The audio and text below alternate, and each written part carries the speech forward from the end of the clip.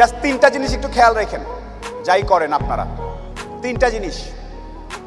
এক নাম্বার, পরিবার, বাপ মা ভাই বোন ঠিকঠাক আছে কিনা, প্রতিদিন একবার হইলে যোগাযোগ করেন, একবার হইলেও কথা বলেন। পরিবার। দ্বিতীয়ত, স্বাস্থ্য, নিজের হেলথ।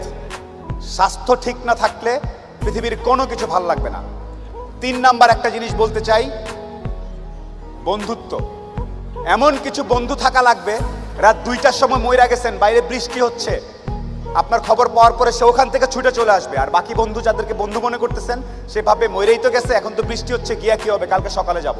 এই গ্রুপ থেকে দূরে থাকতে হবে।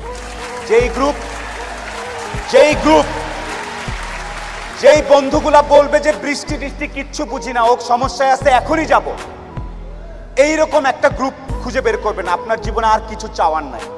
পরিবার, স্বাস্থ্য আর এরকম কিছু ফ্রেন্ডস আছে, আপনি অলরেডি সুপার সাকসেসফুল। পৃথিবীর সর্বোচ্চ ধনী ব্যক্তির থেকেও আপনি সাকসেসফুল। এই তিনটা জিনিস highly you have to maintain, you have to actually maintain this 3 things. বাস, আর কিচ্ছু চাওয়ার দরকার নেই।